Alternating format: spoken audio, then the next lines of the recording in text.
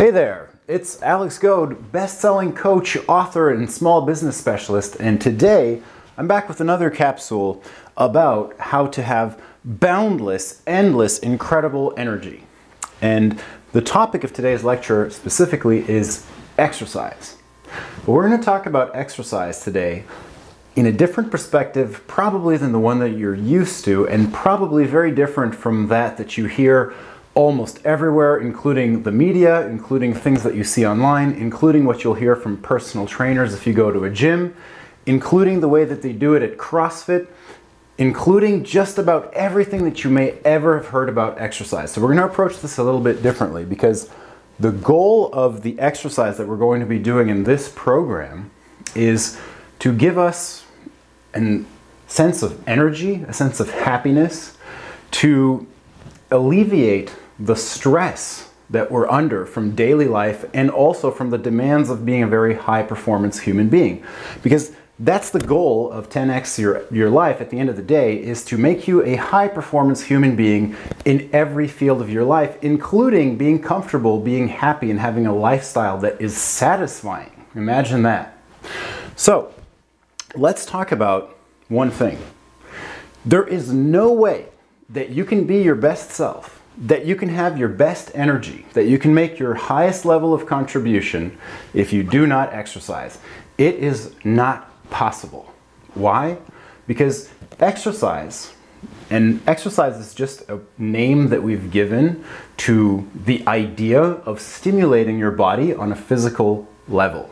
So our ancestors used to live a lifestyle that was very different from ours. They used to move more, and they used to move in all sorts of different ways. Slowly, quickly, sometimes for long periods, sometimes for short periods, sometimes they sleep in the middle of the day. And there's all of that variety kind of creates a body that's ready for action, for any kind of action, just about all day long, any day. So that's kind of our goal here. We want to have a body that can sustain mental effort, that can sustain concentration, that can sustain having to do things physically, and that can pretty much be the ideal vehicle so that us, our soul, our mind, our spirit, whatever you want to call it, is able to take that body or use that body to the best ability possible, so that every day you can set goals, you can make progress towards those goals, and you can feel good about what you're doing. So that's kind of the purpose of this here. Okay, so why is exercise so important? Well, it's going to do 4 key things for you. And it does more than that, including giving you nice muscles and six-pack abs and melting fat, but that's not what we're talking about today. In fact, we're going to take a kind of different and almost opposite approach. So the goal, and the reason why exercise is so important, is number 1, brain power. There's a plethora of studies that shows that exercise is one of the hacks, so stimulating your body physically in different ways, is one of the things that creates an environment for your brain to make it work better. It'll work better on a hormonal level, it'll work better on a metabolic level, it'll work better in terms of a very important substance called BDNF, which is brain-derived neurotrophic factor. So that's going to allow you to grow more blood vessels to the brain, which is going to provide more oxygen. It'll allow you also to grow new and larger amounts of neurons, which are nerve cells in the brain, which is what does all that wonderful computing. And it'll allow you to grow more mitochondria in your brain and optimize their function. So once you do all of those things, what happens is your brain power goes up. Your ability to concentrate goes up. Your ability to deal with things that are difficult without feeling stressed or anxious goes up. And all of those things are incredibly important because, as I was saying earlier, modern life is incredibly stressful. We often don't feel the stress, we don't feel it happening, but it's cooking us alive, particularly our brains. And exercise is one of the remedies against that. All right. Let's talk about metabolism. So metabolism, simply put, is how your body uses energy. So our bodies can burn different types of fuel, but most of us, if you've got any extra weight whatsoever on your body, if you've got anything over, say, 15% body fat, then that is simply a signal that says that a lot of the energy that you eat, instead of going to fuel your cells, is being packed in different areas of your body as resting fuel or fuel reserves, to put it nicely. Now, the problem with that is that when you have a slower metabolism, this fuel is not necessarily accessible to your brain and to your body to be used as energy, and so it makes us sluggish, it makes us inflamed, and it really makes us suboptimal in terms of performance. So doing exercise, and almost any kind of exercise, speeds up metabolism. It'll make you look better, it'll make you feel better, it'll make you have more energy. All right. Human growth hormone, HGH, and the other hormone is testosterone. So these are two of the most important hormones in the human body. And yes, they are just as important for women as they are for men, perhaps even more so. So what does HGH do? Well, HGH allows your body to grow, to regenerate itself, to make new muscles, to make new brain cells, new brain connections, and generally speaking, it keeps you young. So the younger you are, the more HGH you tend to have naturally, and the older you are, the less HGH you tend to have naturally. Now, exercise is one of the only things that you can do that tells your body produce more of this magical life-giving substance. So that's another reason to exercise. Now, testosterone is the other key hormone here. Testosterone not only lifts mood, not only makes your immune system stronger, but it also produces these kind of magical effects where you're more willing to compete, more willing to show up, more willing to give your best. And scientists haven't quite figured out yet all of the implications of having low or high testosterone, but you can see it right away. If someone has low testosterone and they boost their testosterone, right away they've got more energy, they've got a better mood, they've got more muscle, and they're just more on it. Okay, so doing exercise, almost any kind of exercise, improves testosterone levels and does give you those boosts. Finally, we're going to talk about immune and mood. So having energy is a great thing, but if you have energy and you're always getting sick, or you have a lot of pain in your body, well, you're going to have to take time off and you're going to have to slow down to kind of nurse yourself back to health. So that's actually an energy suck and a big productivity loss for a ton of people who are getting sick far too often. Now, I'm going to tell you about my ketogenic cycling diet in one of the very next videos, and you'll see that if you follow that diet and you do any form of exercise like this, you're never going to get sick, or almost never. And that means that you're going to enjoy uninterrupted, very high levels of productivity. Finally, mood. Mood is such a big deal. It's so easy in our modern world to have low moods, to feel demotivated, to be tired all the time, and just generally to have this feeling like we can't really get things done, we're confused, brains don't work very well. So doing exercise is one of the top things that raises mood. In fact, people often become addicted to doing long duration cardio because it produces endorphins and it lifts your mood and it makes you feel good. Okay, so those are all some excellent reasons to do exercise. But let's talk a little bit about the different types of exercises, because I've divided them into 6 categories. There may be more, there may be less, but really here's what I've found over a course of years and years doing this, from doing CrossFit to doing extensive martial arts to long distance running to weight training to Olympic weight training. I've pretty much done it all, and I can tell you that that's given me an excellent grasp on the different types of exercise and what they actually do for you. And I think that it's important for you to realize this, because when most people think of exercise, they really think, for the very most part, either about lifting weights or running on the treadmill. But there's more to it than that, and there's really some really good options. Okay, so the first one that I want to mention to you is called high intensity interval training, and you can also put sprints in that category. So this is a really important type of exercise because it's one of the only ones that produces the following effect in your body. It's called the APOC effect, which is EPOC, which is excess post-oxygen consumption, which means that, in layman's terms, it means that you're going to go really hard for a short amount of time, and what that's going to do is it's going to kind of overtax your body's ability to provide oxygen to the working muscles. So what happens is it creates an oxygen deficit. So you're able to provide a level of effort that is higher than the amount of oxygen that you can burn. And so once you're done, your body needs to replenish those oxygen levels. And when your body experiences that state, it releases all sorts of really high quality hormones like HGH and testosterone. And it really signals to your body that, hey, you need to get stronger. So if you do this regularly, even just once a week, you'll find it easier to build muscle, and you'll also lose fat consistently. Not only that, but generally speaking, you're going to feel more energy. All right, the next type of exercise that I want to talk about is compound exercise.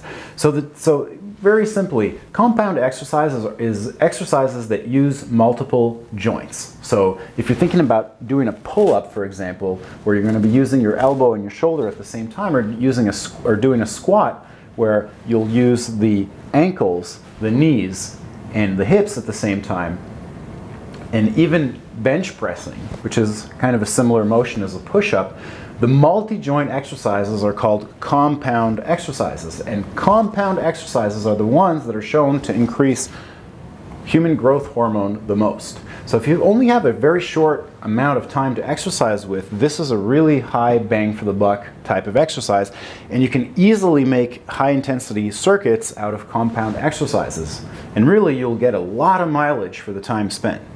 All right, the next type of exercise I want to talk to you about is heavy lifting. So we used to think that this is just for meatheads and people obsessed with having giant biceps and that kind of thing, but nothing could be further from the truth. Actually, it's been proven that lifting heavy stuff, and what does heavy mean? It means approximately in the range of 85% of the maximum weight that you can lift. So when you work in that territory at least once a week, again, it changes your body environment. And several heavily proven scientific tests have shown that lifting heavy was the #1 way to increase cognitive capacity in people who are starting to have mild cognitive impairment. So the older you get, the more important it is to lift heavy. Now, of course, one of the most important rules is don't hurt yourself. So don't go and jump into doing all of these things without any supervision or without thinking about what you're doing, because there are obviously risks associated to anything and everything that you can do. But lifting heavy is crucial to maintaining a maximum amount of health, of vitality, and all that good stuff. All right. Next up is cardio. So there's a lot of mixed opinions about cardio, and we hear all sorts of things about it these days. Most people use cardio in order to burn fat. This is one of the biggest mistakes that you can ever make. It's true that doing cardio will burn fat. The problem is that most people overdo it. So doing very long cardio sessions at a moderately high intensity certainly does burn fat, but it also burns out your body, it burns out your joints, and generally speaking, it is incredibly boring. So this is the kind of stuff where like you're running for 45 minutes on the treadmill. Now, doing half that length and a little bit less intense, actually very healthy, much easier and more pleasant as well while we're at it. All right, the next type of exercise I want to talk to you about is slow. So slow is the equivalent of walking at a reasonable or even slightly brisk pace. This is something that you can do every day, and you should be doing it every day. And it really does, it increases metabolism, it provides all of this good stuff over here, and it really does count as exercise. And not to mention, it's easy, and if you make a regular practice of it, for example, I love to do this while listening to audiobooks. This is a way to get more learning in your day, more movement in your day, and it's actually quite enjoyable, very relaxing. And if you have the opportunity to do it in nature, then you can kind of get a 2-for-1. You can be learning, you can be relaxing, you can be enjoying nature, and you can be making yourself healthy at the same time. Finally, let's talk about sports.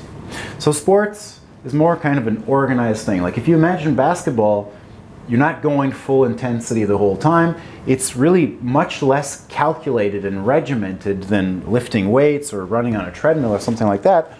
But a lot of the times it comes with 2 built-in motivators. #1, it's fun, and #2, it's social. So whatever you do that's with other people, you'll automatically feel more into it, you'll feel more motivated, and it'll be easier to do. Okay, so let's talk about people who don't exercise or who don't exercise enough. A lot of the times they have these misconceptions about exercise itself, and those are the reasons why they don't do it. Now, I want to give you a slightly different perspective on this, because if you just start doing a tiny little bit of exercise on a regular basis, what you'll see is that your capacity will increase, your enjoyment will increase, and your quality of life will increase. And that's really the goal of all of this that we're talking about here. Not to have incredibly defined six-pack, not to have giant arms, not to be the best athlete on the block, but rather to be the best and most optimal version of yourself that you can be, so that you have your highest level of vitality and energy for yourself. Okay, so what are the 5 most common challenges? Number 1 is doing stuff that's inconvenient or boring. Okay, so if you're running 45 minutes on the treadmill, that's boring. You know, you might enjoy it for a week, you might enjoy it for 2 weeks. Some people enjoy it for longer than that, but for the most part, it very quickly becomes a chore. And you don't want to be adding chores to your life when you could be adding things that are fun instead. At the same time, doing long cardio sessions is often inconvenient. I mean, we're already running after every single minute of time to use it in the best way possible. And then you have to drive to the gym, exert yourself for an hour, drive back home. By the time it's said and done, maybe an hour and a half have gone by. If you do that regularly, it represents a huge amount of time that you're not going to get back. So time's actually the second factor. And what I want to drive home here is that you can do, for example, high intensity intervals, you can do those in 5 to 10 minutes. I recommend that you stick under 10 minutes. Sprints, you can do sprints in a matter of 5 minutes. Just lace up your shoes, go outside, run as fast as you can for 6 seconds. That counts as a sprint. Repeat that 5 times, you've had a great workout. Next, painful. If you work out too hard, or if you work out in ways that do not respect your body, you're going to feel pain. You might feel pain in your lower back, you might feel pain in your joints, you might feel pain from excessive muscle soreness. And if you're in pain regularly, and it's not your job to be in pain because of sports, so you're not a professional athlete, well, adding pain to your life is really not the goal over here. So again, do less, respect your body, and you'll be doing it more regularly. It'll get easier, you'll be able to do more, and you'll be able to reach all of your goals much more easily. Next reason is confusion. So we just talked about, I bet you're confused about this video right here. I invite you to watch it again, and I invite you not to let confusion stop you from doing exercise. Really, if you look at it this way, if you do 10 minutes a day, you're going to get better at it, you're going to get clearer about it, and you're going to get results. So you better do that and feel confused than say, oh, I'm not going to do it, I'm going to wait until I really understand this thing. Okay, so there's some great resource material that you can buy. Notably, for example, Mark Sisson's Primal Blueprint. There's a chapter or 2 dedicated to exercise. It's really clear, really simple, and you'll see that you can just follow the recommendations at the end of the chapter and get started super easily. Or alternatively, if you sign up for my course, you can also get more information there. Finally, expense, money.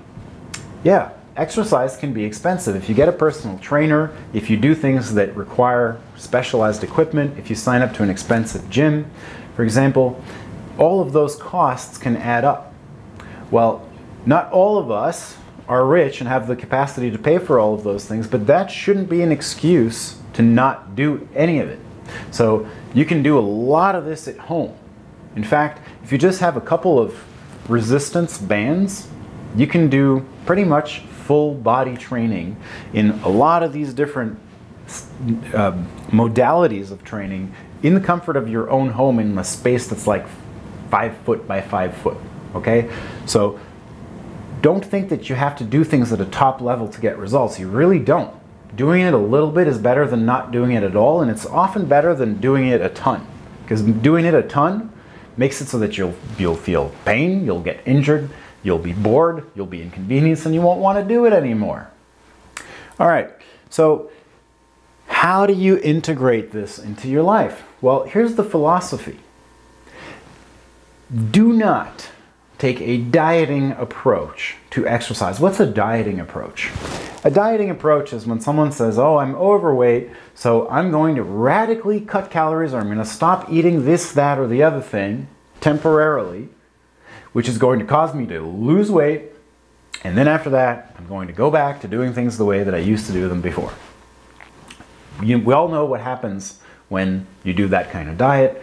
Very short amount of time later, you balloon back up to the same weight that you were before, often worse. Well, the same thing is true with exercise. And this is really the number one thing that will sink your battleship, is if you try to do too much too quickly.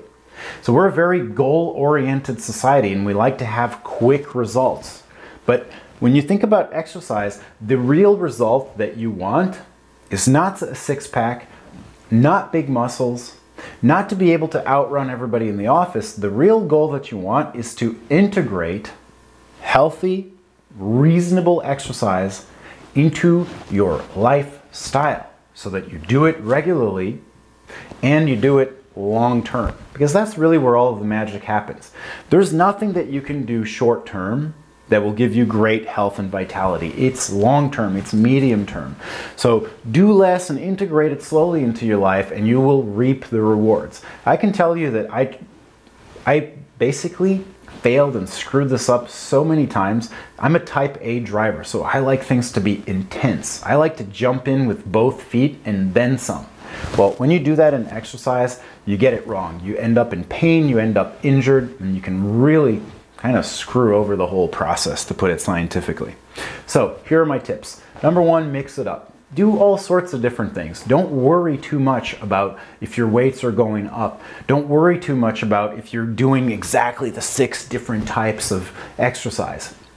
What's more important is to do stuff that makes you feel good and do it regularly. Number 2, listen to your body. So this kind of goes in the same direction. If you wake up one day and you're fully energized and you're ready to go, well, why not hit some sprints or some HIIT?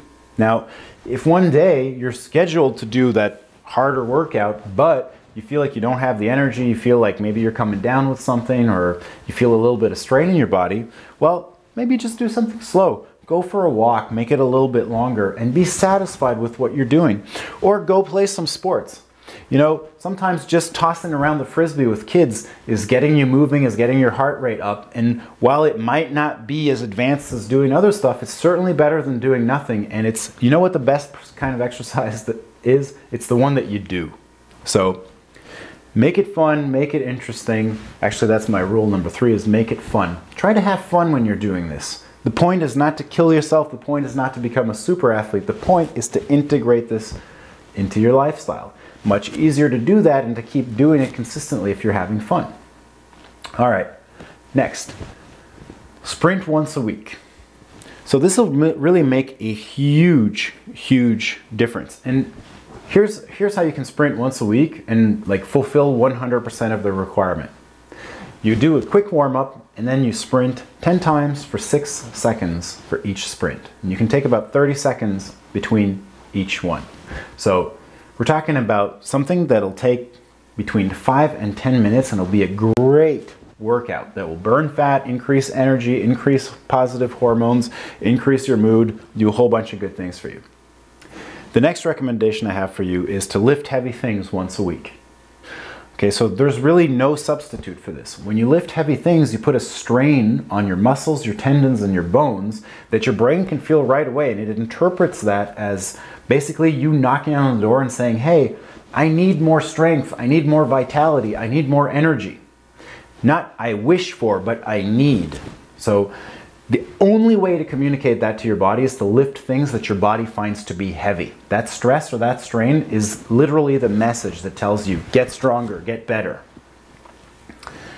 Next recommendation, and this is an important one, and it's avoid suffering. So many people, when they start exercising, they make themselves suffer. And we even have a mentality a lot of the times in our society where we think that suffering is good and that the more suffering you do, the more heroic you are. And in some cases that may well be true, but in this case, it's not.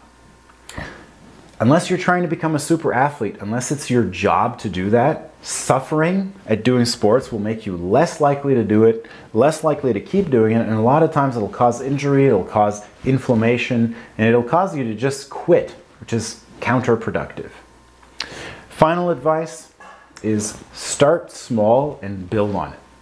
Exercise should be a part of your lifestyle. It's not really a means to an ends so much as an ends in and of itself. If you want to live a natural, happy, high-quality life, you gotta use your body in all sorts of different ways. And when you do that, you're going to be rewarded with higher energy, better mood, and if you stick with it consistently, you don't even need to try to build muscle. You don't need to try to lose fat. All of those things are going to happen automatically. So not only will you perform well, you'll look great and you'll feel wonderful. And that's the point of all this in the first place. Okay, so listen, thank you very much for watching this. I'm Alex Goad, inviting you to sign up below, and let me remind you that today counts, so behave yourself appropriately. See you next time.